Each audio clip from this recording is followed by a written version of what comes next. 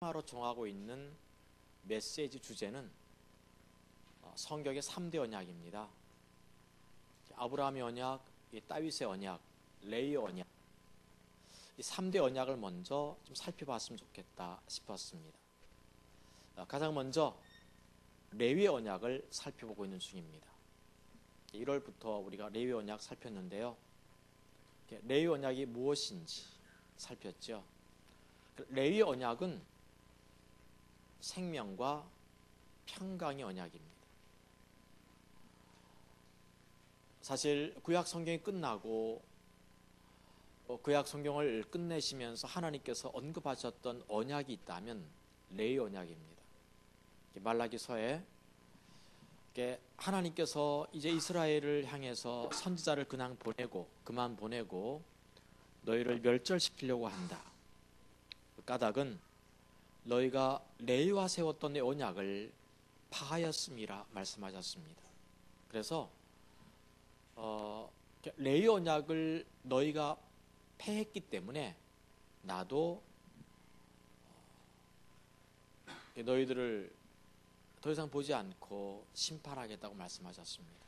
그래서 우리가 2019년 들어서 제일 먼저 보고 싶었던 그 설교 메시지의 주제가 3대 언약입니다. 아브라함의 언약, 이삭의 언약, 아브라함 언약, 다윗의 언약, 그리고 레위 언약. 그래서 레위 언약을 먼저 보고 있어요.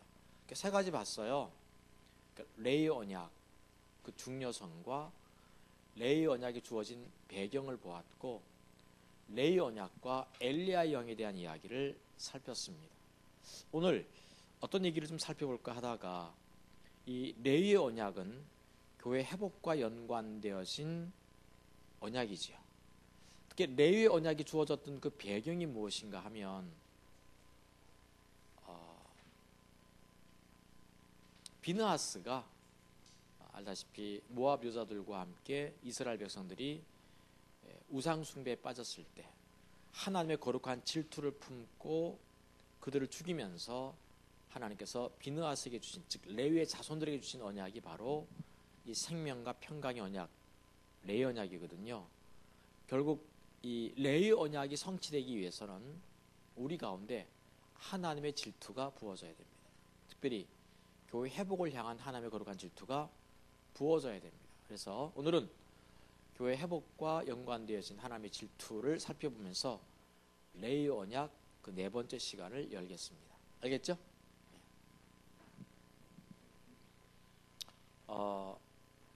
저는 신앙의 본질은 분명히 하나님과의 친밀한 교제와 동력자의 삶이에요. 신앙의 본질은 분명히 하나님과의 친밀한 교제와 동력자의 삶이에요. 이 신앙의 본질은 우리의 세계관과 가치관이거든요. 이런 세계관과 가치관, 신앙관 토대해서 거기다 이제 삶을 세워가기 시작할 것입니다. 삶을 세울 때 가장 궁극적인 목표치가 뭘까 하는 거죠. 신앙의 본질이라고 하는 이런 토대 위에서 각자가 자기 신앙의 집을 세워갈 거예요. 기름 부음을 따라서 사명과 비전을 따라서 세워갈 겁니다. 세워갈 때 그 목표치가 뭘까 하는 겁니다. 어떤 사람은 거기다가 빌딩을 세울 것이고, 어떤 사람은 놀라운 아름다운 주택을 지을 것이고, 각자가 기름 부음을 따라서 신앙의 본질 위에다가 집을 지을 텐데, 물 주는 이로 씨를 뿌리는 사람으로 다 다를 거예요. 근데 그 목표치가 뭘까 할 때 그 목표치가 뭐겠어요? 결국 그 신앙의 본질을 근거해서 할 때 그 궁극적인 목표가 뭐겠어요? 하나님의 뜻을 이루는 삶이겠죠. 하나님의 뜻을 성취하는 삶이 될 거예요. 결국은 우리가 신앙의 본질을 추구하고 있고, 십자가의 몸을 토대하고 있고, 또 성령의 사역을 하고 있고, 기도 사역하고 있고, 예배가 회복되어지고 있고, 회복과 부흥을 꿈꾸고 있고, 이런 모든 것들을 하고 있는데, 그 결국 어떤 최고의 목표치, unmust goal이랄까, 최상의 궁극적인 뜻, 궁극적인 목표치가 있다고 한다면, 표대가 있다고 한다면 그것은 하나님의 뜻을 성취하는 삶일 거예요. 그렇죠? 하나님의 뜻을 성취한다는 말은 두 가지 의미가 있다고 그랬죠. 항상 뭐예요? 십자가 보면도 이게 잘 나와 있는데, 하나님의 뜻을 성취한다, 이것을 위해서는 두 가지가 있다고 그랬어요. 하나가 하나님의 뜻이 무엇인지 알아야 되겠죠. 부지런히 그 뜻을 알아가야 될 것입니다. 두 번째는 그 뜻을 삶 속에서 순종해야 되겠죠.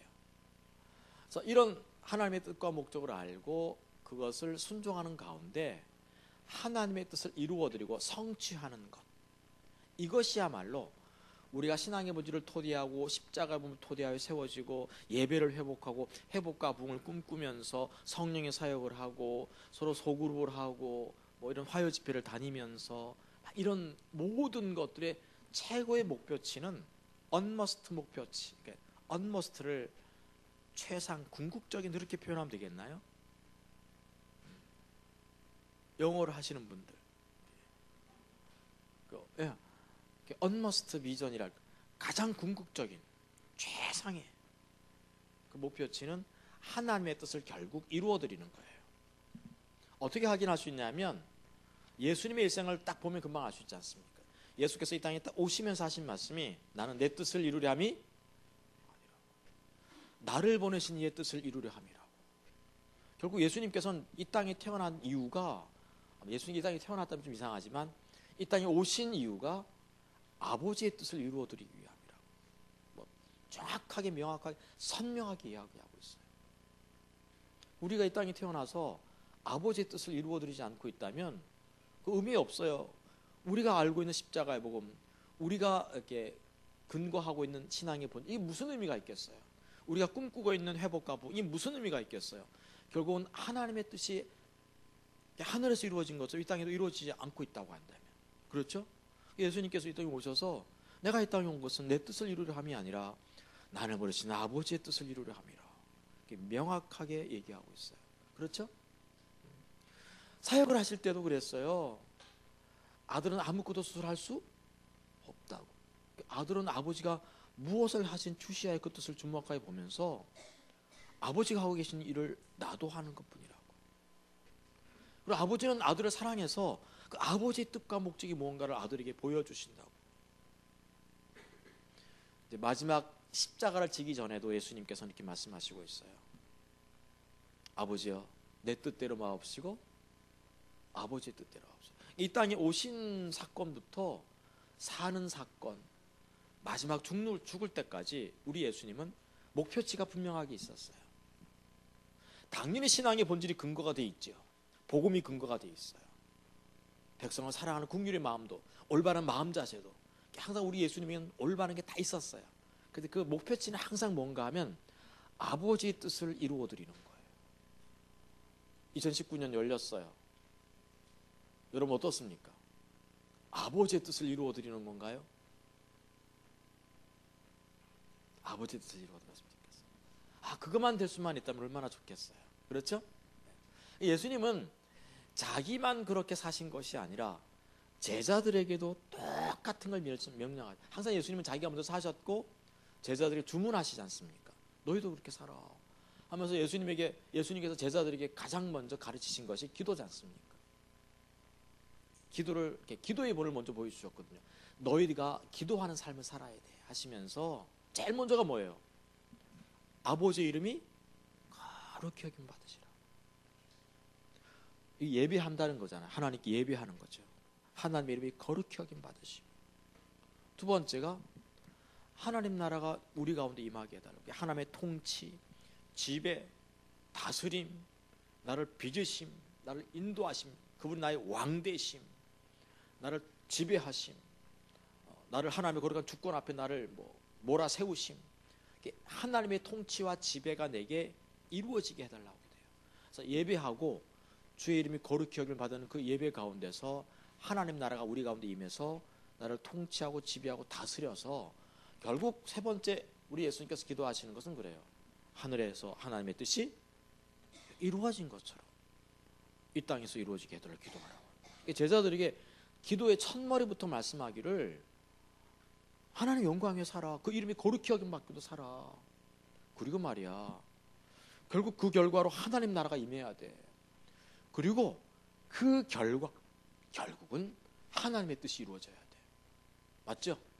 제자들은 실제로 예수님의 이런 가르침을 받아서 하나님의 뜻이 하늘에서 이루어진 것처럼 이 땅에서 이루어지기 위해서 정말 이렇게 뭐라 그럴까, 고뇌하고 아파하고 그렇게 살아가는 것 같습니다.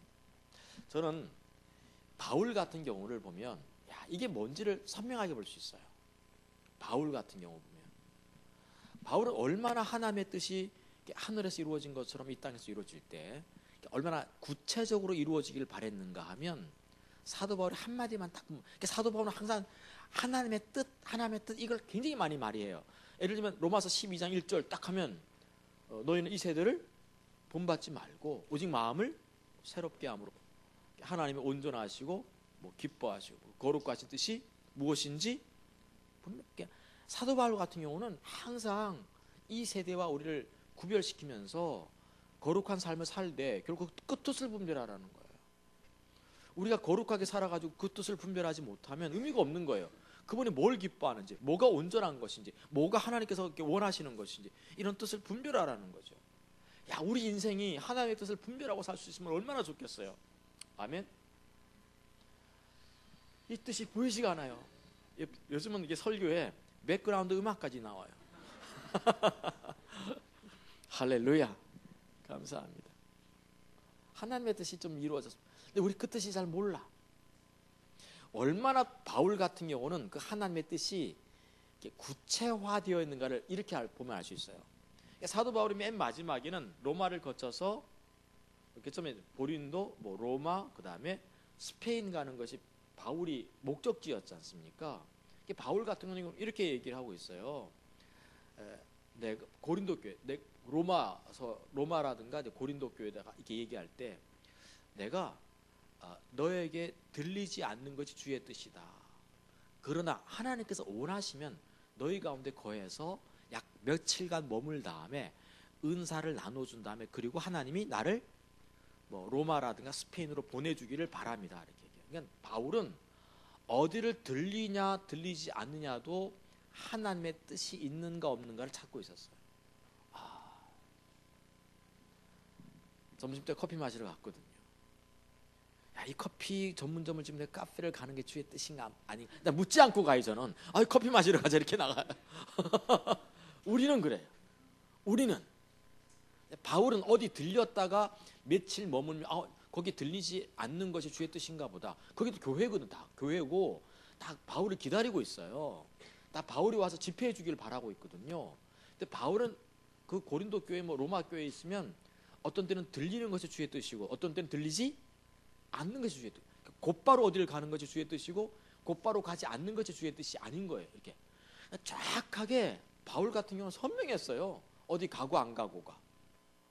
그리고 보면 나를 이렇게 보니까 그냥 커피 마시러 가는 거예요. 주님 원하십니까? 오늘은 물론 우리가 이게 너무 구체화시켜서 자칫하면 이게 신비주의에 빠지기 쉬워요. 하나님 어떤 양말 신을까요? 빨간 양말, 파란 양말 막 이렇게 속옷이라든가 이 겉옷을 입으면서 하나님 오늘 뭐 입어? 투피스, 원피스, 바지 이러면 안 되잖아요. 우리가 자칫하면 위험하거든요. 이해가 되죠? 이게 신비주의인데 사실은 어떤 사람은 항상 그래. 보면 왜 이 옷 입었냐 했더니 주께서 입으시라고 했다고. 그러니까 그렇게까지 하라. 그게 오히려 위험할 수 있어요. 위험할 수 있는데 반면에 우리는 너무 맹탕이라는 거예요. 너무 이렇게 관심이 없는 거예요. 사도 바울 같은 경우는 상당히 세밀한 데까지 주의 음성을 듣고 있었어요. 사실 하나님의 사람들은 참 세밀하게 주의 음성을 듣는 것 같아요. 아시다시피 다윗 같은 경우도 올라가리까? 올라가면 어떻게 올라가리까? 여호사밧 같은 경우는 전쟁터에 나갈 때 그냥 나가라 이렇게 하나님께서 말씀하셨는데 여호사밧은 물어요. 종대로 나가요? 횡대로 나가요? 하나님께서 구체적으로 항아리를 들어라, 북을 들어라, 박수를 치라, 횃불을 들라. 이해가 되죠? 특히 이 기드온 같은 경우는 그 여러 많은 사람들이 군사로 모집되었어도 그 중에서 몇백 명만 딱 간추리시거든요.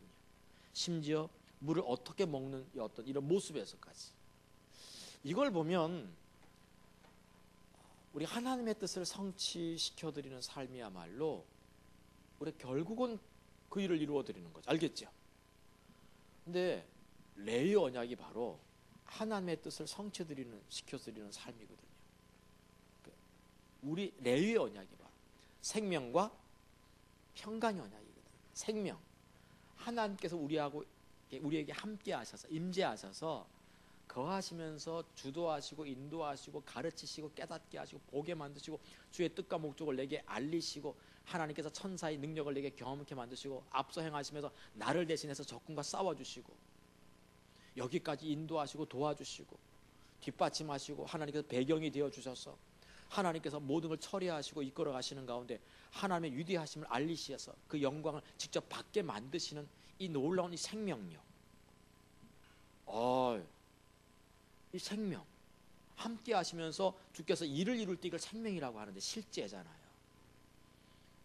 그리고 이 생명이 지속될 때 평강이라 불러요. 이게 생명과 평강의 언약이 레위 언약입니다. 이게 하나님의 뜻을 이루어드리는 거잖아요. 믿습니까?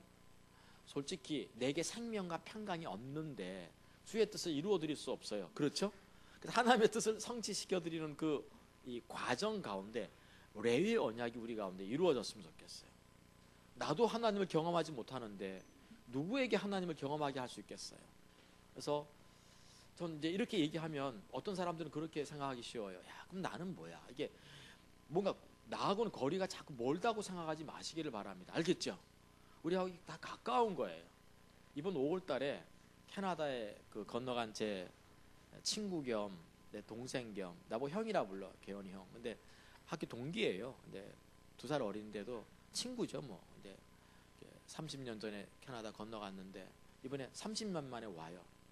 오는데 울더라고. 막 30년 만에 간다. 한국을 떠나서 다시는 돌아오지 않을 것 같았는데 두렵다고 하더라고. 한국말은 잊어버리지 않았지만 오는데 이 친구가 제가 이 얘기하는 이유는 우리 모두가 이렇게 하나님의 뜻 성취하는 삶을 살 수 있다는 것을 지금 제가 보여드리는 거죠. 신학교 같이 다녔지만 이게 좀 주먹이었어요. 근데 주먹들이 저를 또 좋아해요 항상. 이렇게 흔히 뭐 이렇게 좀 제가 이제 좀 이렇게 학교 다닐 때 이렇게 대변인 했거든요. 대변인 막 대자부 써붙이는 거라든가. 보기하고는 좀 다르죠? 교수님들 정신 차리십시오. 내가 퇴학 1호였어요. 퇴학 이렇게 시키려고 신학교 다닐 때. 그때 참 퇴학당했으면 큰일 날 뻔했어요. 근데 그 친구가 좀 이렇게 하는데 신학교 이게 들어왔는데 이게 문제예요. 이게 항상 성질 급하고 별명이 마귀였거든요. 제가 큰 마귀, 걔가 작은 마귀였어요. 하나 강마귀라고 있는데 강마귀는 좀 세상을 떠났어요. 여기 그 창원에 가면 진해 가면 좀 큰 교회가 있어요. 진해 침례교회인가 제법 큰 교회가 있습니다. 근데 그 친구 동생이 목회하고 있어요. 담임 목사. 근데 신학교 다닐 때 1학년 때 그냥 좀 마음에 안 들면 쾅 때려가지고 이빨 부러뜨려가지고 막 경찰서 왔다 갔다 하고 그랬어요. 이 형사. 네, 그 신학교 다닐 때 이 좀 이렇게 해가지고 그 대전 시내를 이렇게 같이 가면요. 대전 시내를 이렇게 같이 가면 놀라운 것은 데 그 술집도 있고 뭐 이런 데도 있잖아요. 그럼 이런 사람이 이렇게 있잖아요. 지나가면 이러고 있어. 이래요. 근데 문제가 있어요. 이 친구가 대전 그 순복음교를 다녔어요. 근데 그 유명한 교회입니다. 목사네 쪽 유명한 교회인데 얼마나 유명한지 목사가 뭐 마음에 안 드니까 그 반대파 목사 반대파들이 수요일 날 예배 때 관을 끌고 이제 이렇게 예배 시간에 들어오는 거예요. 보통 교인지 알겠죠? 뉴스에도 나왔어요. 신문에도 나왔습니다. 이 친구가 거기 있었어요. 딱 그 목사님을 싫어하는 관 끌고 이렇게 뚜루룩 이 친구 도끼 들고 나타나. 그래가지고 광대상을 도끼로 팍 박았어요. 도끼를 이렇게 박아놓은 거지. 박아놓고 누군지 우리 목사님 건드리면 이렇게 될 줄 알아라고. 그게 대전일보에 난 거예요. 한국에서 목회하기가 쉽지 않습니다. 그래서 아주 친하거든. 늘 방황하기도 하고 고뇌하기도 하고 아파하기도 하고. 그래서 이 친구가 이제 캐나다를 건너갔어요. 한국을 떠나려고. 근데 가서 루터 교회에 갔어요. 이제 침례교 못 있을 게 아니겠어요. 루터 교회를 갔는데 루터 교회는 이게 천주교입니다. 거의 그냥 뭐 이렇게 다. 거길 갔더니 여기 이제 헨리 블랙감 목사님이 세스카톤주에 있었거든. 리자이나. 그게 하나님을 경험하는 삶 1단원이 나와요. 네, 거기서 목회를 한 거예요. 저도 이제 제가 아주 오래전에 캐나다를 이제 가서 캐나다를 제가 쭉 횡단해봤거든요. 거기를 들렸어요, 제가.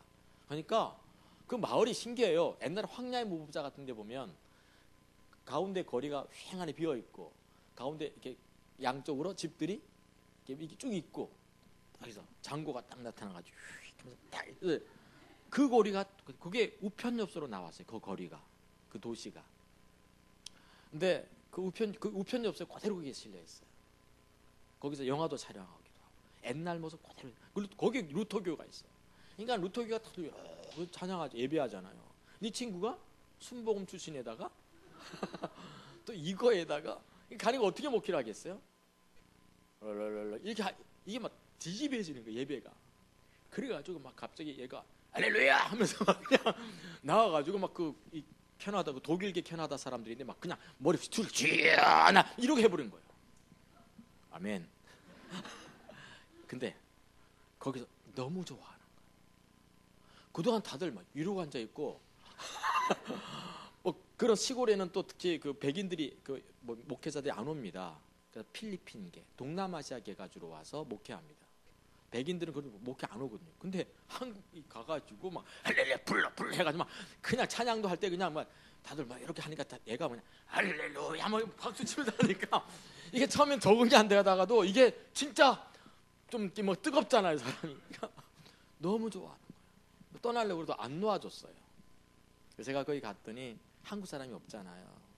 아주 오래전에 제가 그 캐나다를 갔었는데 제가 한 이틀 잤, 3일 잤는데 떠날 때 그 사모가 방에서 안 나오는 거예요.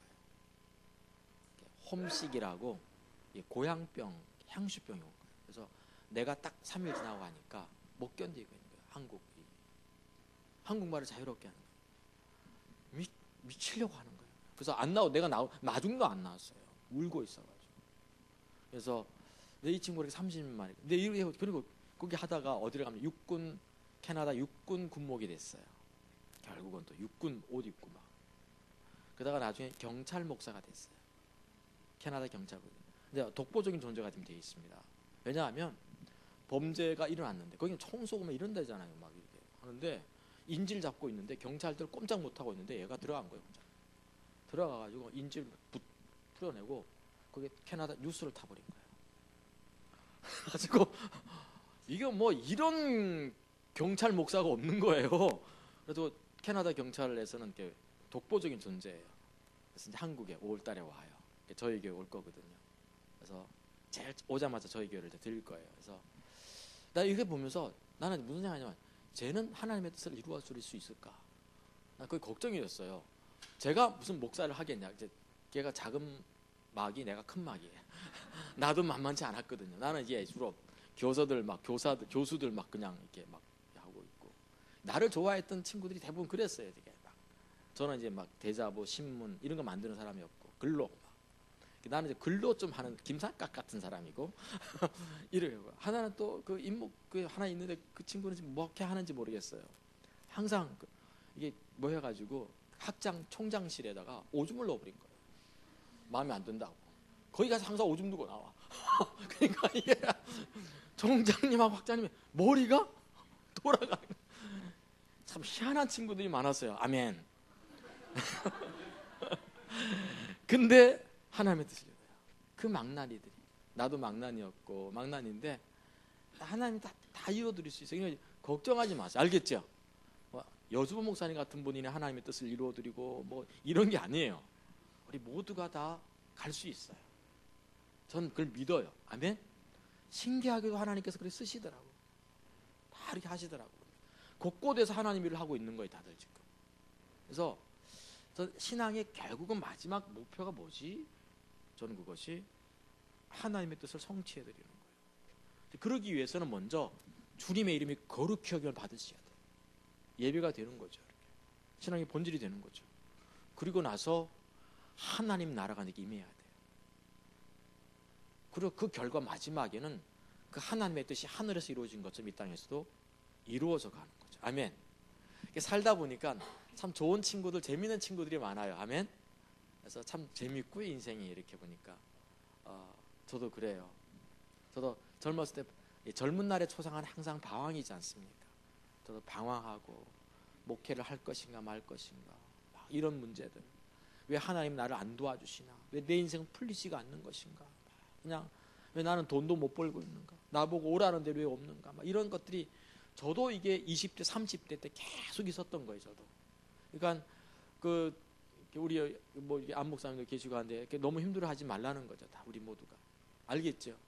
문제는 내가 하나님의 이름이 거룩히 여김을 받고 그리고 그 나라가 내게 임하기 시작하면 그분이 나를 통치하기만 시작하면 되는 거예요. 이제 그분이 인도하실 거니까 알겠죠? 결국은 하나님의 뜻을 이루어 드려야 돼요. 근데 하나님의 뜻을 이룰 때 결국 하나님의 질투가 좀 부어져야 돼요. 저 개인적으로 하나님 질투가 부어졌어요. 그러니까 예를 들어서 이거예요. 레의 언약이 주어질 때 비느하스한테 주어졌잖아요. 비느하스한테 주어질 때 비느하스가 그 이제 모압 여자와 이제 그 음란한 행위를 하고 있던 우상 숭배하고 있는 이스라엘 백성을 죽였는데 하나님께서 비느하스에게서 언급할 때 뭐라고 하셨어요? 네가 내 질투를 품고 내 열심을 품고 했다는 거예요. 전 우리가 좀 구해야 될 부분이 하나님의 질투 열심이라고 봐요. 열심히 있어야 돼요. 제가 항상 우리 교인들한테 하는 말이 열심히 있든지 배우려는 자세가 있든지 둘 중에 하나는 있어야 돼요.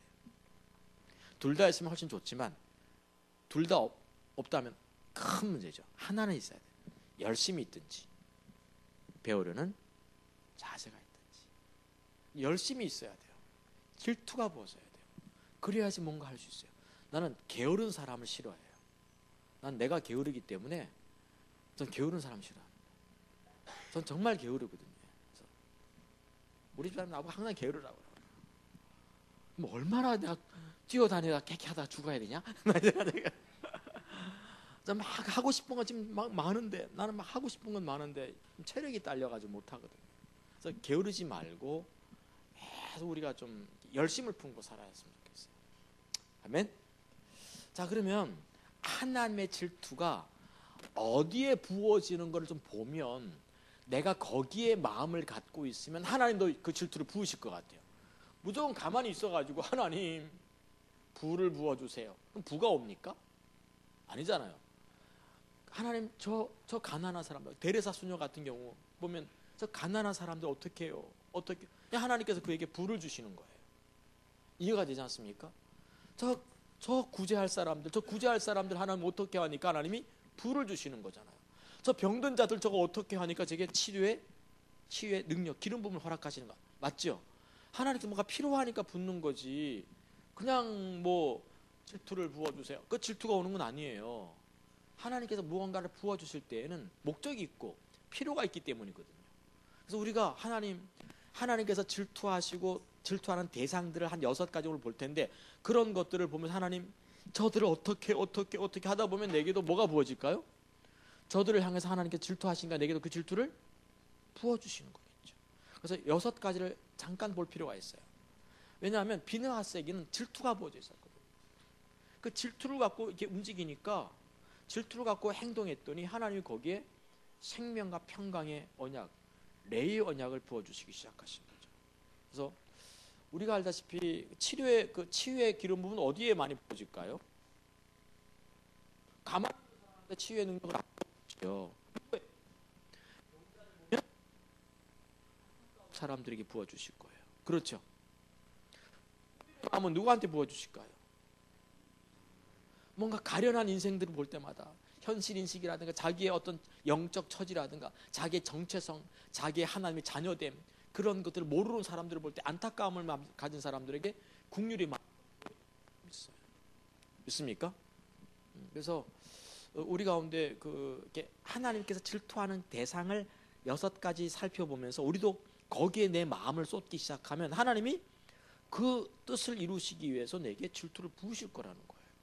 그래서 한 6가지 잠깐 좀 보고 오늘 이렇게 좀 나누어져서 기도 사역들을 좀 했으면 좋겠어요. 믿습니까? 제가 이제 기도 사역 초청하는 것도 필요한데 제가 한 달에 한 번 정도는 꼭 이렇게 소그룹으로 나눠서 기도 사역하는 게 필요하겠다 생각이 돼서 6월달에 하고 지금 2월에 해야 될 것 같아요. 그래서 지금 하려고 합니다. 첫 번째 대상이 거룩하심에 대해서 질투하죠. 하나님은 거룩하심에 대해서. 그럼 내가 거룩하게 살려고 할 때 하나님께서 뭘 부으실까요? 질투를 부으실 거예요. 하나님은 거룩하심에 대해서 질투하시니까. 제가 물어요. 거룩이 뭐예요? 거룩. 제가 중학교 처음에 교회 다닐 때 제일 싫었던 찬양 중에 하나가 이거예요. 거룩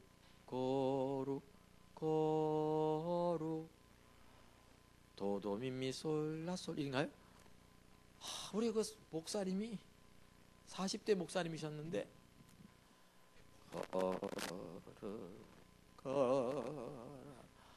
하면 막 그냥 이 10대 어떤 중학생의 이 불타는 가슴을 아주 불질러 놔요.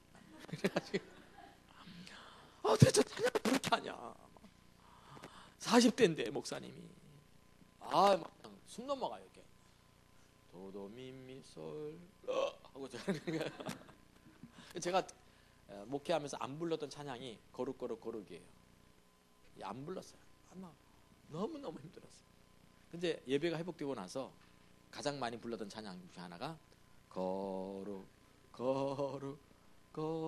참 좋은 찬양이지 않습니까? 거룩이 뭐죠? 구별되다, 구분되다의 의미가 있어요.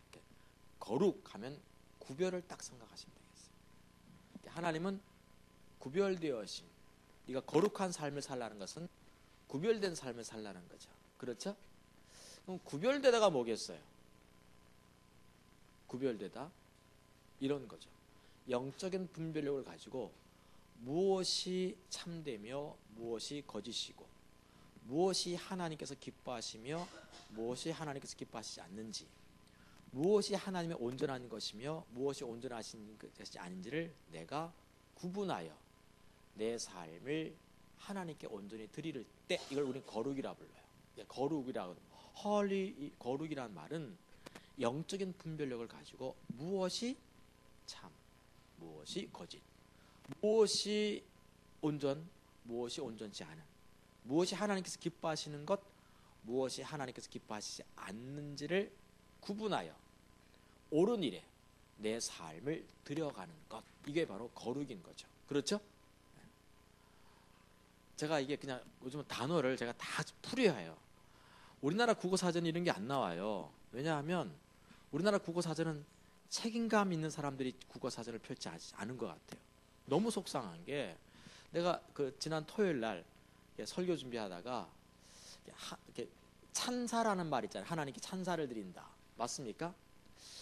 뭐가 찬사를 드리지 보는 거예요. 근데 찬사를 드린다는 것은 하나님의 일을 기린다는 의미가 있거든요. 기린다. 여러분 사전을 딱 보고 기린다를 찾아보세요. 기린다가 뭐예요? 그럼 딱 여기 보면 찬사를 드린다 이렇게 나와요. 찬사. 그럼 찬사를 드린다 딱 찾아보면 뭐가 나오겠어요? 기린다. 이게 국어사전입니다. 환장합니다. 죄송합니다. 와, 우리나라 국어사전 내가 확 바꿔야 된다 생각해요. 저에게도 국어 이렇게 가르치는 분들이 있거든. 대학에서 또 학교에서, 중학교에서 그 선생님들 계신데 맞지요? 그랬더니 맞대. 저는 이게 우리 성경 사전을 단어집을 좀 펼치려고 그래요. 언제 펼칠지 모르지만 내가 시간만 있으면 그런 거 하고 싶더라고요. 이런 건 거룩이 뭔지, 온전함이 뭔지, 하나님의 뜻이 뭔지 이런 거. 그러니까 단어별로 좀 필요하지 않겠어요? 나 젊은 사람들이 좀 해야 된다고 생각해요. 김시훈 목사 안 왔네. 만만한 게 김시훈 목사인데 오늘 안 왔네. 이게 젊었을 때 이거 시간 많을 때 이걸 좀 해야 되거든요. 그 거룩은 그런 거예요. 구별이 히브리어로 헬라어로 거룩은 구별된 거니까. 그럼 뭐가 구별이냐? 영적인 분별력을 가지고 참, 거짓, 온전, 비온전 이런 것들을 구별해내서 옳은 일의 삶을 들어가는 일체 행위를 가리킬 때 우리가 거룩이라고 그러거든요. 그래서 이 거룩함에 대해서 하나님은 굉장히 질투하시고 계세요. 그래서 우리가 거룩한 삶에 내가 나아갈 때 하나님 내 속에 뭘 부으실까? 질투를 부으셔서 레위 언약을 회복되어 갈 거예요.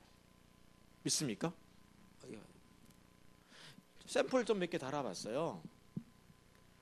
레위기, 출애굽기 이렇게 있는데 레위기 10장에는 나답과 아비후 사건 나오죠. 나답과 아비후가 예배 드리다가, 제사 드리다가 다른 불을 들여가지고 강단에서 뭐가 나왔다? 불이 나와서 막 그냥 태워 죽였어요.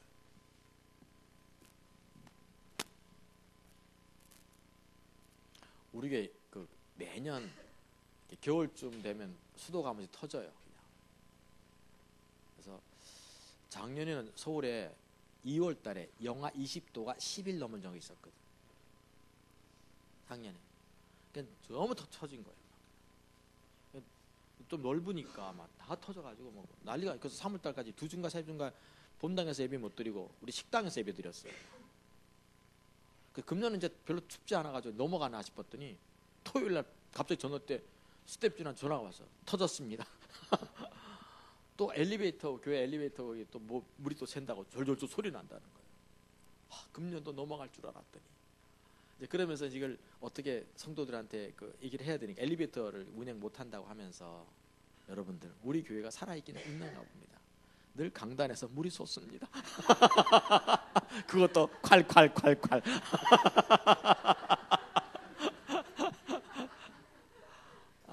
엘리베이터 고장나면 문제가 올라내려. 내 목양실은 3층에 있고 이제 제가 본당인데 이게 높으니까 본당은 이게 5층 높이거든요. 하루에 한 10번 왔다 갔다 하거든요. 다리가 아파서 목양실 그래가지고. 근데 참 중요한 게 나답과 아비후가 다른 불을 들이다가 죽었어요. 그러면서 하나님께서 하신 말씀이 나는 내 거룩에 대해서 질투한다. 나는 거룩한 자다. 나를 가까이 하는 자에게서 가까이 하면 영광받고 나를 멸시하면 죽는다. 거룩에 대해 질투하거든. 근데 나답과 아비후가 다른 불 들였는데 무슨 불 들인 것 같아요? 불이 다른 불이 있어요? 요즘은 좀 있어요. 인덕션. 분명히 다른 불이에요. 그건 불이 아니더라고 보니까. 맞죠? 근데 그때는 인덕션 없었을 때예요. 맞습니까? 불은 불이지 뭐 다른 불이 뭐 있어요. 다 그 불이 그 불인데. 그게 뭐겠어요? 자세가 달라진 거죠. 자세가 틀린 걸 말하는 거예요. 그러면서 이제 하나님께서 나답과 아비후 주신 다음에 아론에게 하신 말씀이 여호와는 전에 독주나 소주를 마시지 말라고. 그러니까 아마 내가 볼 때 나답과 아비후가 좀 알딸딸한 상태에서 예배드렸던가 봐요. 자세가 흩어진 거예요. 늘 드리던 불 드렸겠지. 근데 그 불은 이미 거룩한 불이 구별되지 않은 거예요. 구별돼 있어야 되거든요. 무엇이 참이고 무엇이 온전하시고 이걸 구별했어야 되는데 이건 그냥 하는 죽이죠. 하나님은 거룩에 대해서 질투하십니다. 우리가 좀 거룩에 대해서 좀 마음을 썼으면 좋겠어요. 아멘. 그걸 하나님께서 말씀하고 계십니다.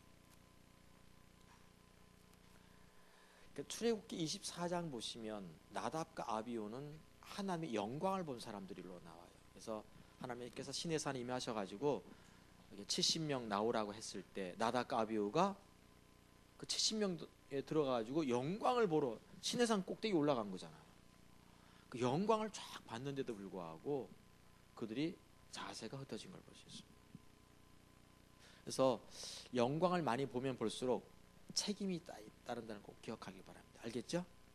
그래서 여러분들이 좀 책임감을 갖고 살아가는 것이 그게 거룩인 걸 볼 수 있어요. 책임감을 갖고 살아야 돼요.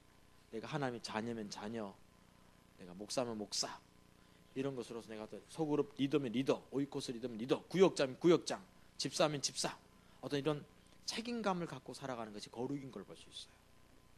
하나님께서는 그 기뻐하시고, 제가 늘 하는 얘기지만, 그러니까 순교자들의 자녀들, 또 목사님들의 자녀들, 선교사님들의 자녀들, 교회를 개척할 때 헌신하거나 수고했던 분들의 자녀들, 교회를 건축할 때 수고했던 분들의 자녀들, 교회가 복음이 아름답게 세워질 때 수고했던 분들의 자녀들, 그들이 하나님의 길을 멀리 떠나지만 않으면 하나님이 그들을 세상에서도 절대로 바닥에 떨어뜨리지 않는다는 거죠.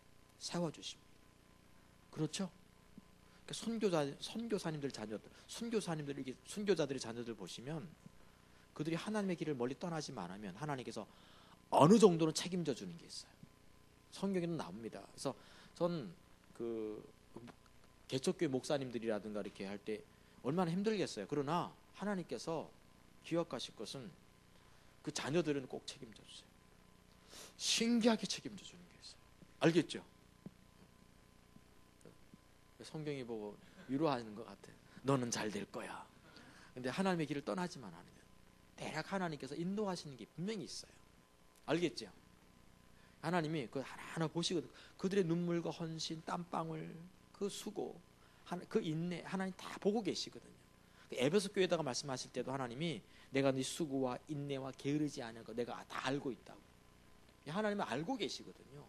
그래서 여러분들 그 교회 섬기고 교책교회 섬기하는 거 정말 소중하게 여기를 바랍니다. 아멘.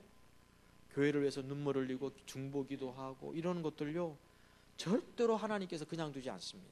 그래서 꼭 그렇게 살게 축복하는 거죠. 아멘. 교회가 특히 어려울 때라든가 그땐 정말 눈물로 기도하고 하는 게 필요합니다. 첫째, 하나님은 하나님의 거룩하심에 대해서 질투하고 계세요. 근데 두 번째 보시면 하나님은 당신의 거룩하심에 대해서 질투하시는데, 하나님은 하나님의 사람들을 사랑하시되 당신께 속한 것을 더 소중하게 여기십니다. 하나님께서 하나님 백성 사랑하십니까? 안 하십니까? 사랑하는데 하나님 백성을 사랑하는 것보다 뭘 더 소중하게 여긴다고요? 하나님께 속한 것을, 즉 거룩을 더 사랑하세요. 그게 바로 다윗과 모세예요. 모세 보면 평생을 어떻게 살았습니까? 정말 잘 살았어요. 하나님의 사람으로서. 그 백성들을 위하고 참고 견디고 얼마나 잘했습니까? 그런데 40년 이렇게 이스라엘 백성들을 이렇게 데리고 다니면서 늘 원망하고 불평하고 짜증내니까 모세도 40년 이렇게 잘 하다가 좀 화를 낼 수 있습니까? 없습니까? 사실 40년 참았으면 이게 정말 잘 참은 거지. 안 그래요? 우리 4분도 참기 힘든 판인데 지금 이 40년 참은 건 정말 잘했어요. 그 백성들이 또 원망하고 불평하니까 모세가 우리가 잘 알다시피 뭐 반석을 명해서 말을 하여 물을 내야 되는데 모세도 그날따라 신기가 불편했던 거예요. 지팡이를 갖고 쳐버렸어요. 물 나와라. 물은 나왔지요. 근데 하나님이 모세를 참 이건 거예요. 하나님은 이스라엘 백성들을 더 사랑해야 됩니까? 모세를 더 사랑해야 됩니까? 모세를 더 사랑해야 할 것 같아. 근데 이스라엘 백성들이 물을 줬는데도 불구하고 모세의 목숨을 바로 거두시기로 합니다. 이제 내가 너를 거둔다고 목숨을. 왜 그랬죠? 모세의 목숨보다도 하나님은 거룩함을 더 존중했어요. 왜 이스라엘 백성들 앞에서 내 거룩함을 나타내지 않았는가 하는 거죠. 이걸 보면 하나님은 하나님 백성 사랑하시지만 당신께 속한 걸 더 사랑하세요. 그만큼 우리가 하나님의 성품에 대해서 그 영광, 그 거룩함, 그 하나님의 뜻을 성취하고 싶은 어떤 이런 열망을 갖고 살아가면 거기서 하나님께서 질투를 부을까 안 부을까? 질투가 부어져서 생명과 평강의 언약이 우리 가운데 있을 거라고 믿어요. 믿습니까? 저는 그렇게 된다고 믿고. 다윗 같은 경우도 얼마나 다윗 하나님 마음에 합한 사람이니까 다윗 그렇게 사랑하셨는데도 불구하고 다윗이 알다시피 법궤 되찾아올 때 기뻐가지고 막 수레 짜고 뭐 경호원 세우고 막 방탄 경호단 북한 오늘 잘 베트남 도착했나 모르겠네. 도착했어요. 연락 왔어요? 왜 나한테 연락 안 오지? 같은 김씨인데 정씨한테 연락하셨네. 그러니까 이게 그랬는데도 불구하고 이게 소가 뛸 때 우사가 잡았는데 하나님이 죽이셨어요. 왜 죽이신 거예요?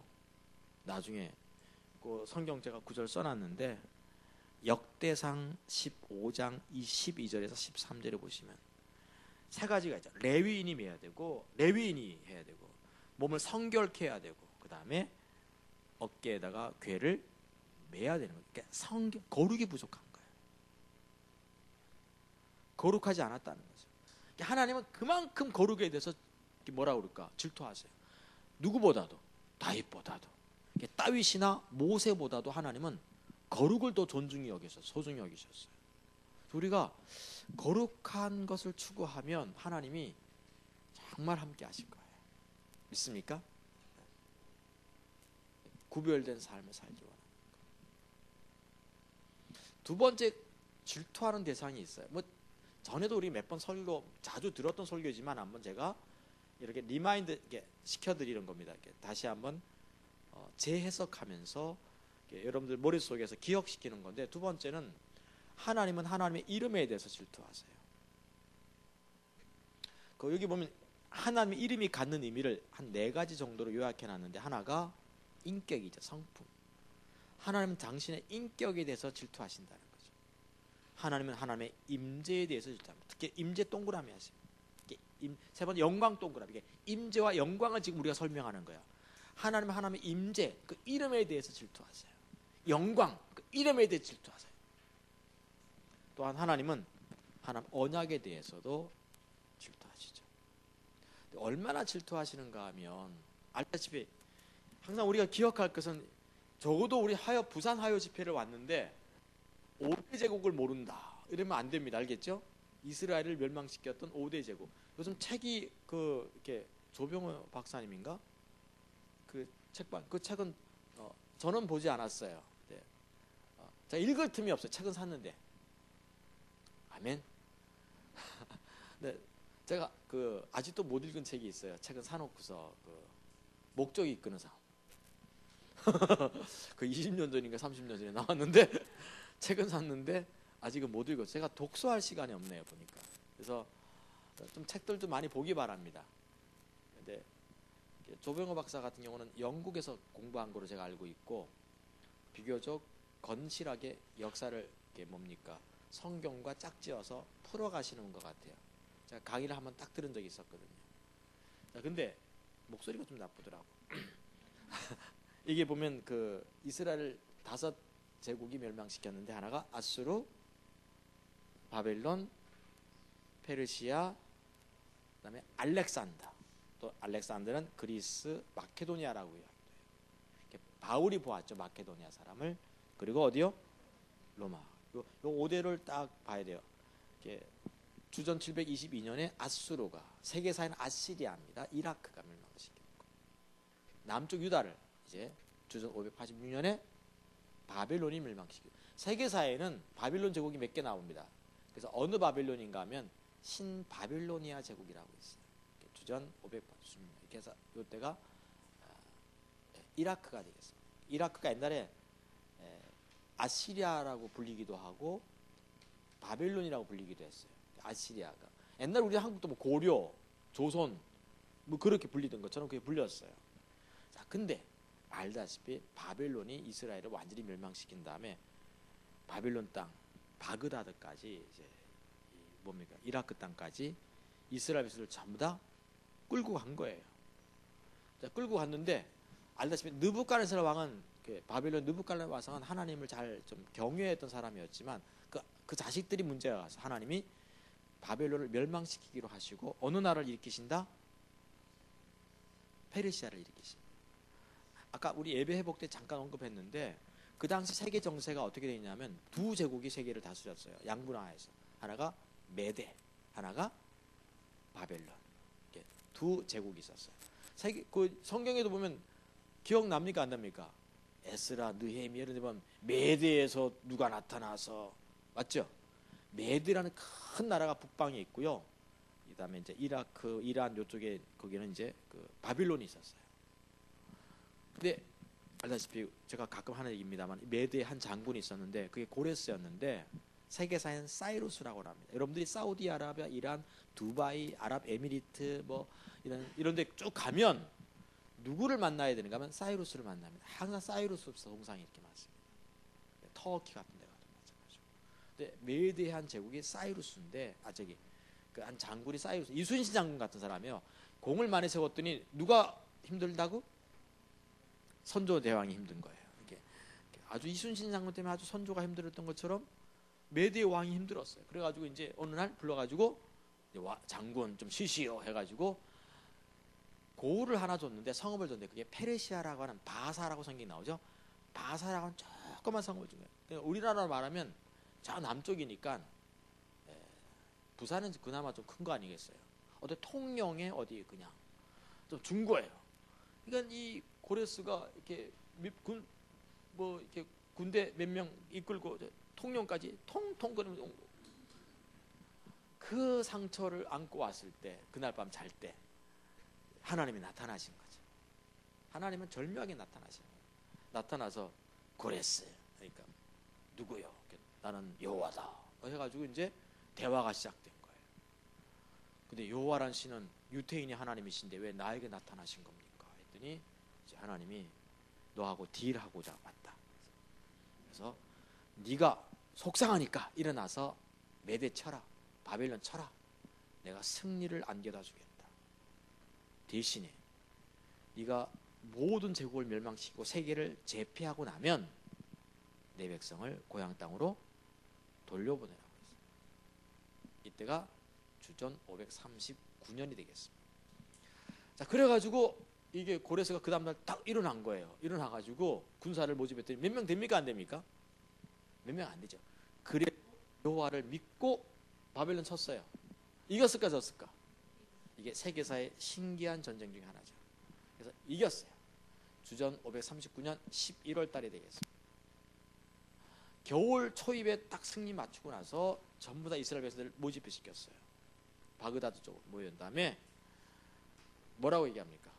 내가 여호와와 거래하는 것이 있다. 너희들은 수룹바벨을 총사령관으로 해서 고향 땅 돌려 538년 2달 만에 이스라엘 백성들이 소집되어서 고향 땅 돌아오게 돼요. 알겠죠?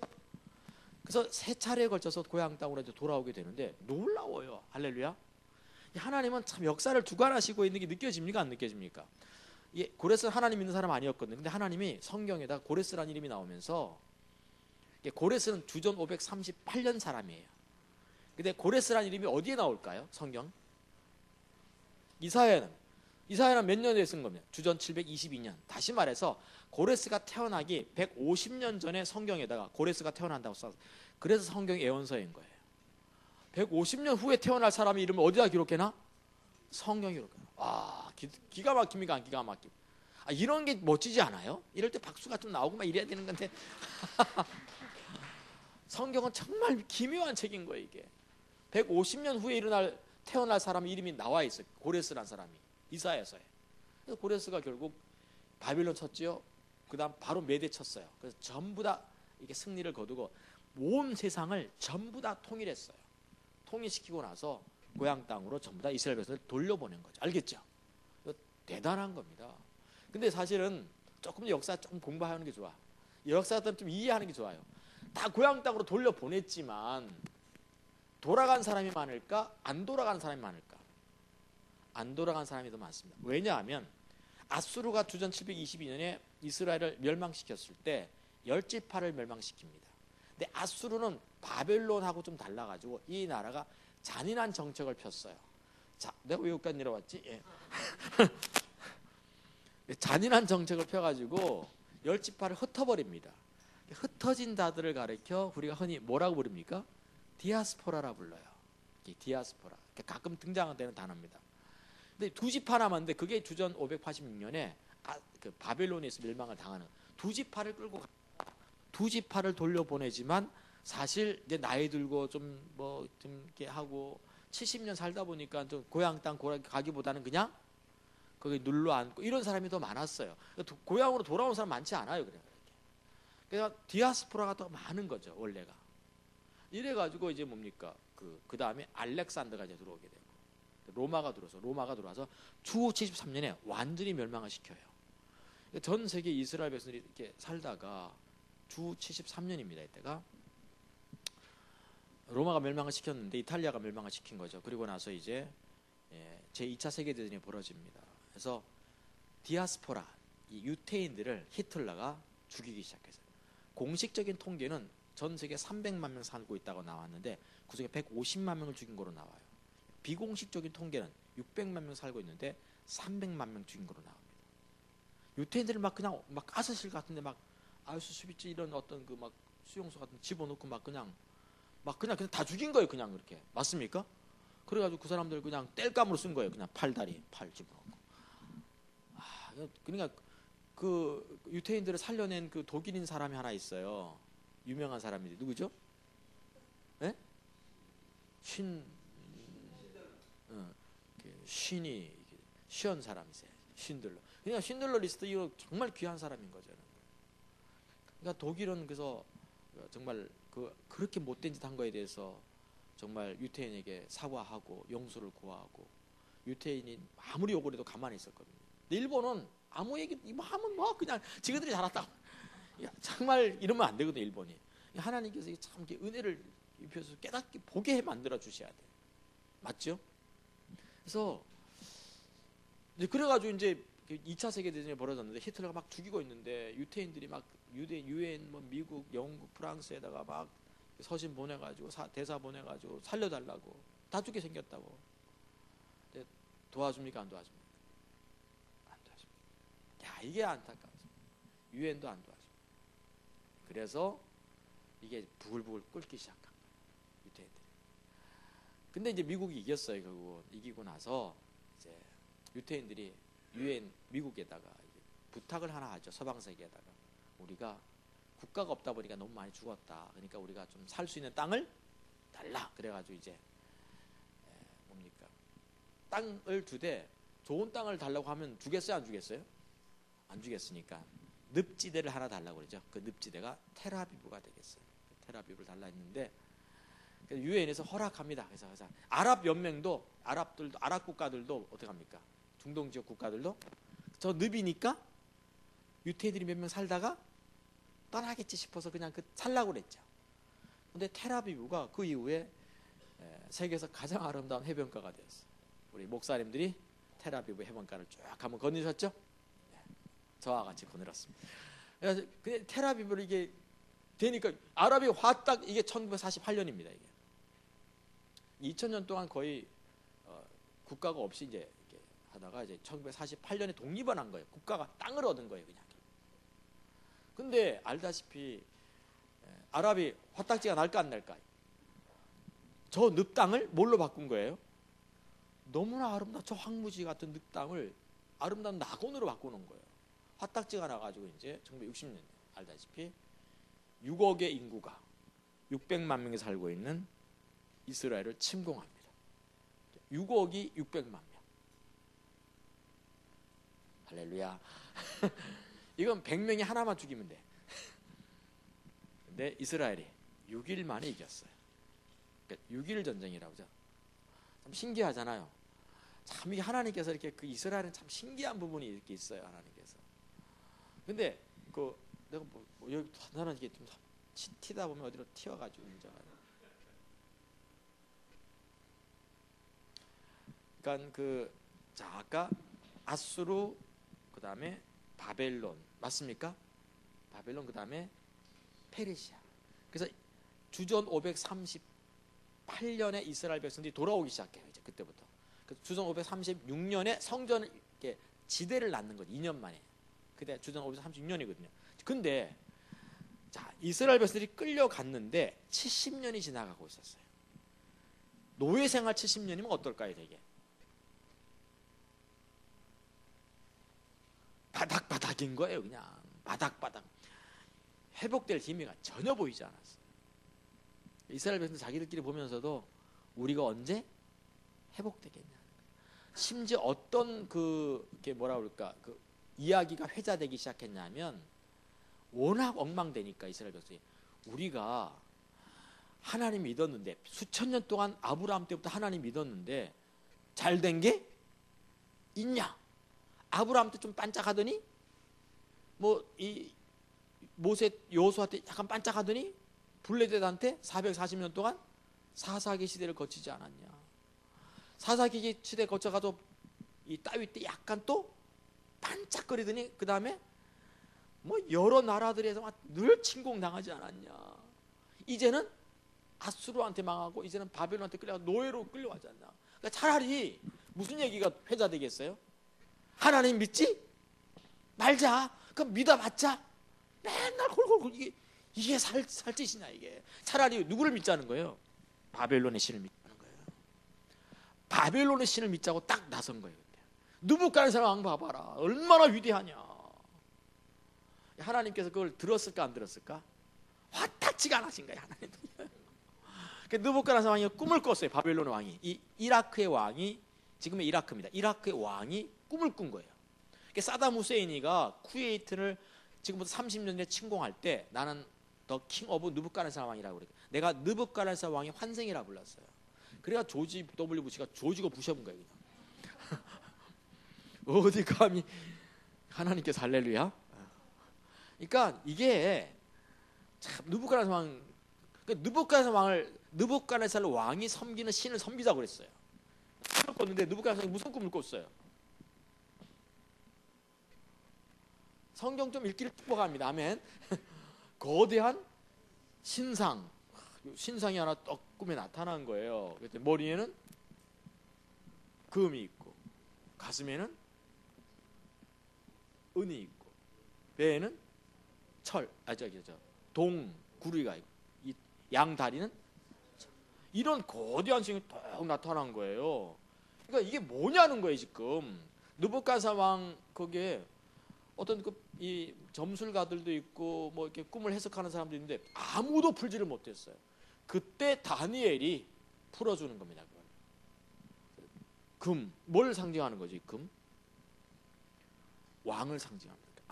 우리가 알다시피 느부갓네살 이라크 이 뭡니까? 이 수메르 문명 거기가 이 마케도니아 문명은 금을 많이 아끼는 유물들이 봅니다. 금, 그다음에 그 다음 나라가 은을. 이제 알렉산더가 페르시아, 은, 그다음에 이렇게 알렉산더, 그다음에 동로마 제국, 소로마가 딱 나타나. 그때 알다시피 로마는 철이죠. 미리 일어날 수백 년 동안 일어날 일들을 쫙 설명해 버린 거예요. 다행히. 그 느부갓네살 왕이 다니엘을 등용해서 국무총리 세워준 거잖아요. 꿈 해석 잘해가지고. 꿈보다 해몽이 좋아야 되거든. 해몽을 잘해가지고 바로 이렇게 돼요. 그래야 하나님이 오죽했으면 느부갓네살 꿈을 꿔가지고 결국은 하나님께서 역사 지배할 거니까 누구 믿으라는 거예요? 하나님 믿으라고 그런 거예요. 그러니까 다니엘을 딱 등용시킨 거예요. 그래서 하나님 믿으라고. 오죽했으면 그랬을까? 자기들끼리 보고 있노라면 회복될 기미가 보인다 안 보인다? 회복과 부흥의 놀라운 역사가 있을 것 같아요? 안? 열방과 다음 세대가 세워질 것 같아요? 안 같아요?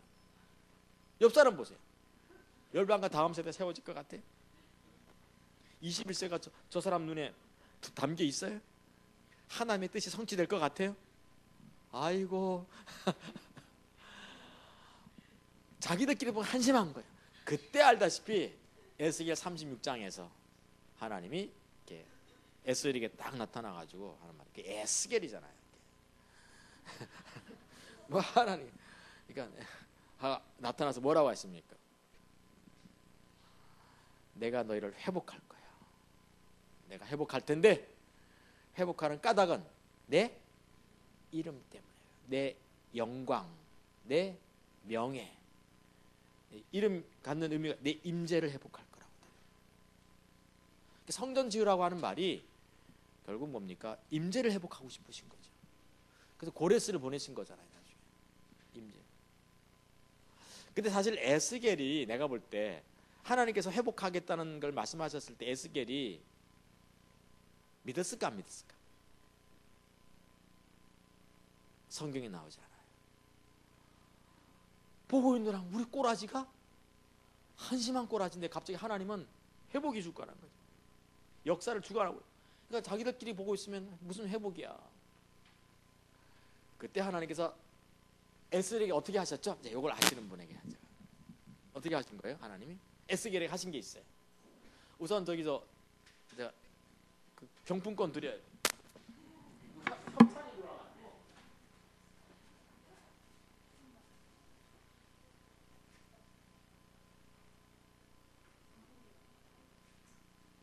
저기 너무 감사한 게요. 이제는 협찬을 받고 있어요 저희가.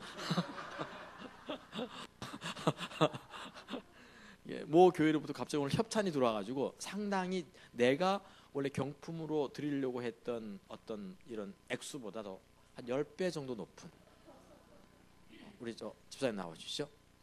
그때 맞춰가지고 이렇게. 또 안 받으신 분 누가 있어요? 강수 사모님 나와주세요.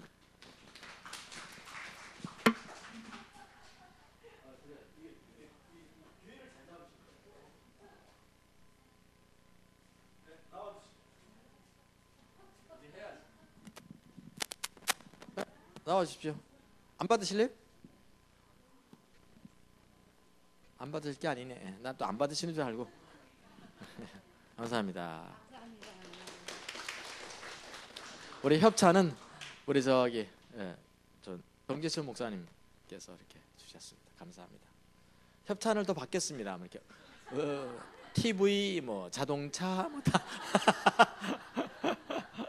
자, 상품 하나 나가려고 그러거든요. 이렇게 할 때 다음에 이제 하나 제가 드리겠습니다. 에스겔에게 하나님께 하신 게 하나 있어요. 대답이 없는 에스겔에게 뭐죠? 5, 하나, 손 들고, 셋, 넷. 손 들고 해야 손을 아무도 안 들었기 때문에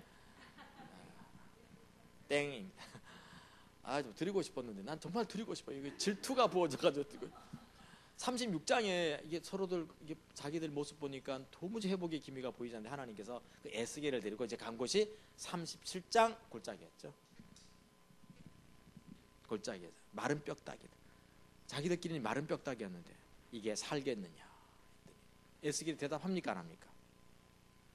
성경에 보면 대답 안 합니다. 너무 한심한 거야.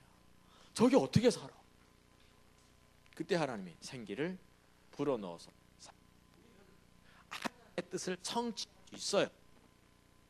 아멘? 뼈다귀는 아니잖아. 솔직히 뼈다귀입니까 아닙니까? 뼈다귀보다는 나아요. 아멘? 우리가 뼈다귀보다는 낫기 때문에 우리 신영 사모님 좀 마르긴 하셔도 뼈다귀보다는 나아요. 죄송합니다. 뼈다귀는 걷지도 못해요. 근데 그 뼈다귀를 하나님이 일으켜서 하시더라고요. 하나님 이름에 대해 질투하세요. 그래서 이름은 다른 말로 임재잖아요. 영광이잖아요. 제가 임재를 사랑하고 영광을 사랑하면 뭐가 본다? 질투가 보여질 거예요. 믿습니까? 그래서 이 임재 영광 그 사모해야 돼요. 하나님께서 임재하시는 곳, 그래서 인터넷으로만 설교 들어서는 안 돼요. 인터넷으로만 하는 게 한계가 있는데 그게 뭔가 하면 물론 이제 임재도 있을 수 있겠지만 중요한 게 임재하시는 현장을 있어야 돼요. 맞죠? 성전 짓고 나서 이스라엘 백성들은 항상 1년에 한 번씩 그 성전을 성지 순례하게 했어요. 어릴 때부터. 그래서 하나님의 임재가 있는 그 현장에 항상 있게 하나님 참. 우리가 하나님의 임재를 많이 이렇게 사모하시길 축복합니다. 그래서 이름에 대해서 하나님은 세 번째 보시면 좀 시간이 좀 가야 되는 말씀에 대해서 질투하시죠. 민수기서 23장 보시면 하나님 인생이 아니셔서 하신 말씀 반드시 이루신다고 그러죠. 이사야서 55장 보시면 너희 길과 내 길은 서로 다르다.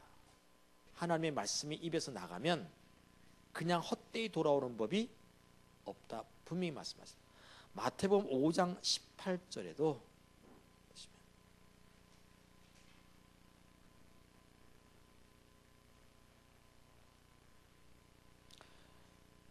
하나님의 말씀은 1.1핵이라도 어김없이 전부 다 이루어질 거라고 예수께서 분명히 말씀하시거든요. 맞죠?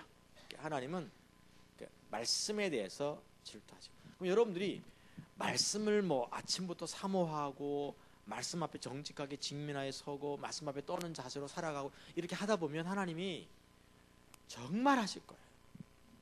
거기에 그 말씀을 이루시기 위해서. 믿습니까? 질투가 보여질 거예요. 저는 이렇게 항상 제가 좀 권하는 것 중에 방법 중에 하나인데, 제가 저는 이렇게 여러분이 이제 어떻게 믿으실지 모르지만 저는 이게 제일 약점이 말을 잘 못하는 거였어요. 제가 참 말을 못했어요. 어떻게 기도를 오래 못했어요. 제가 선 목회할 때 참 힘들었던 게, 성도들 데리고 이렇게 산에 기도하러 갔는데, 기도굴에 갔는데 한 1시간 반 동안 막 부르시죠. 1시간 좀 지났어요. 기도굴에서 나왔더니 아무도 우리 성도가 없는 거예요. 어디 가시오? 밥 먹으러 갔나? 1시간 지나도 안 나. 1시간 좀 지나니까 기도굴에 한 명씩 또 나오는 거예요. 그 나보고 하는 말이, 목사님 벌써 나오셨어요? 와, 그때 그 기도를 보통 하면 2시간씩 하는 사람과 목회하는 내가 얼마나 스트레스를 많이 받았겠어요. 저 이게 약점이었어요, 저는 이렇게. 그래서 제가 목회를 하려면 어떻게 하지? 이제 고민해서 제가 한 게 2가지였어요. 하나는 성경 말씀을 구절을 외우는 거였어요. 성경 구절을 딱 외워요. 그래서 결국 성경 구절을 갖고 기도해야 되니까. 그래서 559절까지 제가 암송했습니다. 몇 장 몇 절까지 해서 마태복음 5장 1절부터 8절 이렇게 하면, 예수께서 산에 올라가 앉으시니 제자들이 나온지라 입을 열어 가르쳐 가라사대 심령이 가난한 자는 복이 있나니 천국이 저희 것입니다. 내가 심령이 가난하게 해주세요. 내가 하나님 앞에 내세울 것이 하나도 없게 해주세요. 내 의의가 없게 해주세요. 그래서 천국 하나님의 통치가 내 속에 이루어지게 해주세요. 4절 애통하는 자는 복이 있나니 저희가 위로를 받을 것이며, 하나님여 제 속에 말씀 앞에 떨면서 내가 공고한 자임을 알아서 그렇게 애통하게 해주세요. 내가 택하신 자들 원한을 품고 하나님께 늘 엎드려 살게 도와주세요. 그리하여 제가 위로를 받으세요. 4절 이렇게 5절 그 다음에 뭐죠? 온유한 자는 복이 있나니 저희가 땅을 기업으로 받을 것이며, 하나님 아버지, 내가 하나님만을 신뢰함으로 말미암아, 하나님께 맡기고 하나님을 신뢰함으로 말미암아 내가 상대방들을 대할 때 좋은 마음으로 선을 베풀면서 살아갈 수 있도록 도와주십시오. 그래야 나도 땅 갖게 해주세요. 해가지고 이제 막 기도를 하는 거예요. 이렇게 아멘. 그래서 이렇게 해서 성경 구절 하나를 이렇게 하고 그걸 갖고 기도하고 559절을 외웠고, 나보다 성경 구절 많이 외운 사람 아직 본 적이 없습니다. 이때가 제가 35입니다. 37때 예배가 회복될 때. 근데 어떤 성경 구절, 근데 그때가 머리가 청명해지더라고. 다른 생각이 안 나. 그냥. 근데 551구절쯤 외울 때 머리가 다운됐어요. 딱 나가더라고. 그래서 저는 550메가 펜티엄 2급이라고 제가. 그러니까 정말 그때 외우고 다니고 이렇게 카드 갖고 다니고 외우고, 난 그게 재미였어요. 그거 갖고 기도하고. 그래서 저는 꼭 권하고 싶어요. 종교 젊었을 때. 그 제가 지금 성경 많이 외우고 있거든요. 그때 외웠던 거 지금 평생 울고 먹는 거예요. 그냥 계속 외웠던 거 다. 그래서 그때 다 외웠던 거. 많이 외우길 바라면 부시 없어. 이거보다는 성경 구절 외우는 게 훨씬 더 낫잖아. 이거 보니까. 또 하나는 찬양과 경배를 외웠어요. 찬송가를 한 40곡, 찬양과 경배 한 80곡 정도 이렇게 외워서 늘 그거 갖고 기도. 여러분 찬양과 경배만 80곡 하다 보면요 밤새껏 합니다. 보좌 앞에 무릎 꿇고 밤새도록 할 수 있어요. 기도를. 그때부터 제가 이제 밤새도록 기도하는 걸 배워가기 시작했어요. 밤이 맞도록 기도하는 거예요. 근데 밤이 맞도록 좀 기도해봐야 돼요. 아멘. 밤새면서 텔레비전을 볼 수 있는데 밤새면서 기도하기는 어려워요. 그래도 한번 해볼 필요가 있다고 봐요. 난 해야 된다고 봐. 아멘. 우리 한번 다시 산기도 가고 막 밤새도록 철회하고 엎드리고 막 이런 게 좀 다시 회복돼야 될 것 같아. 근데 절대로 이렇게 성도들 교회 와서 기도할 때 절대로 방에 불 넣어주면 안 돼요. 그 처음에 와가지고 그 추운 데서 그냥 쭉 하면 그 기도 밤새 하거든요. 그러면 이제 목사 마음이 힘드니까 어떻게 해요? 전기장판 깔아주지, 이제 뭡니까 방 불 떼주지 이러면 그때부터는 와서 자요. 그래서 그냥 밤새도록 기도하고 이게 정말 필요합니다. 저는 그 성도들 절대로 방에 불 피든 안 피든 간에 내버려둬요. 근데 문제는 성도들이 와서 기도할 때 보니까 끝까지 올려놓고 불 제일 높은 데까지 올려놓고 기도하더라. 기도를 하는 건지 주무시는 건지 그래도 어쨌든 간에 교회 와서 있으라는 거죠. 맞죠? 그래서 하나님은 말씀에 대해 질투하기 때문에 나는 이거 꼭 권하고 싶어요. 해볼 만하지 않아요? 난 적어도 109절은 외워야 된다고 생각해. 109절 못 외우면 예수 안 믿는 거죠. 미안한 얘기지만 109절은 외워야 될 거 아니에요. 나는 진짜 어려운 사람들이 그 저기 뭡니까 이 불교라든가 그 다음에 증상교 믿는 사람들이에요. 증상교 있는데 그 사람들은 정말 어렵더라.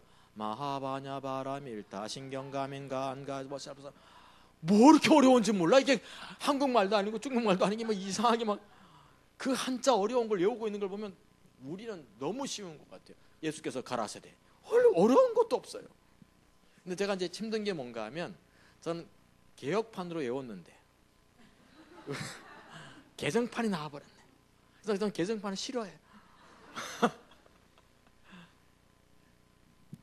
네 번째는 그냥 우리가 하나님의 거룩하심에 대해서 나도 거룩하게 살려고 그러고 내가 하나님의 그 임재를 사모하고 영광을 사모하고 그 말씀에 대해서 내가 막 마음을 이렇게 하면 하나님 그 말씀을 반드시 이루실 거예요. 맞습니까?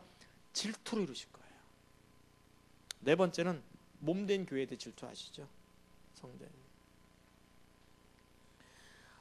뭐 우리가 잘 알다시피 고린도서 3장 16절 17절 보시면 너희가 하나님의 잊지 말라고 하시는 거죠.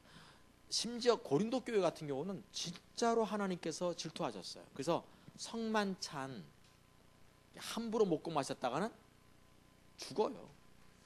그때는 애찬식 겸 중식 겸 해서 성만찬 했지 않습니까? 그래서 사역 끝나고 이제 가서 밥 먹으러 가면 그때 나 떡하고 포도 주니까 그때 좀 식사 겸 이 성만찬을 했기 때문에 잔도 컸어요. 떡도 크고 그걸 벌컥벌컥 이제 막 그냥 에라 먹고 마시자 해가지고 다들 죽었어요. 하나님께서 임재하시고 있으니까. 지난 토요일날 우리 리더십 스쿨 하는데 제가 물었어요. 성만찬 할 때 이 포도주 이 뭡니까 잔의 크기는 얼마가 적당하겠나요? 성도들이 딱 손들고 컸으면 좋겠습니다.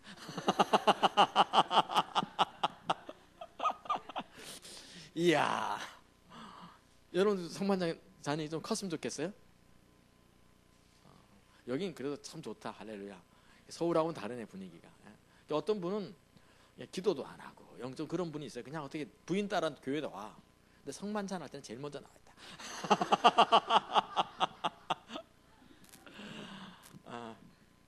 그래도 나오셔야죠. 이렇게 와서 그렇게 해서 신앙이 들어가면 되니까. 그렇죠? 근데 하나님이 성만찬 잘못해도 막 어떤 임재로 막 사람 죽이기도 하는 고린도 교회가 그런 교회였어요. 그게 이제 교회에 대해 질투하는 거죠. 우리가 교회를 사랑하면 하나님은 정말 함께 하실 거예요. 아까 얘기했지만 순교자의 자녀들, 이런 목회자의 자녀들, 되게 하나님께서 책임져 주는 게 꼭 있어요. 다섯 번째, 우리 하나님 예수님에 대해서 질투하시죠. 요한복음 8장 50절에 보시면 내 영광을 이루시는 분이 따로 있다.